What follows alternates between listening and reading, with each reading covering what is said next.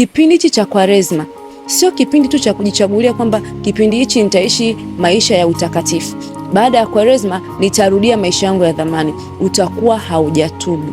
Kutubu ni kugeuka, kuacha njia zako mbaya na kumwangalia Mungu, ukimwamini aachilie neema ya wewe kuishi maisha ya utakatifu. Na sio tu dhambi, kuna baadhi ya watu kipindi hichi cha Kwaresma wameishi maisha ya sala na ibada, ila immediately baada ya Kwaresma kuisha wanaacha devotion zao, wanaacha maisha ya maombi na neno la Mungu.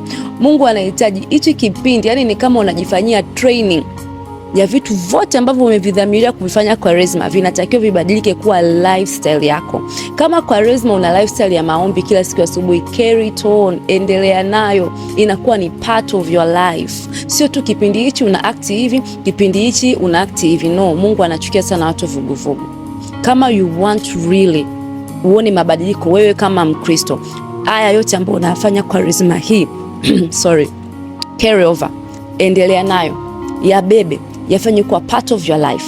Utaona uhusiano wako na Mungu una grow, unaongezeka, na wewe mwenyewe tutaona maisha yako yanabadilika. Amen.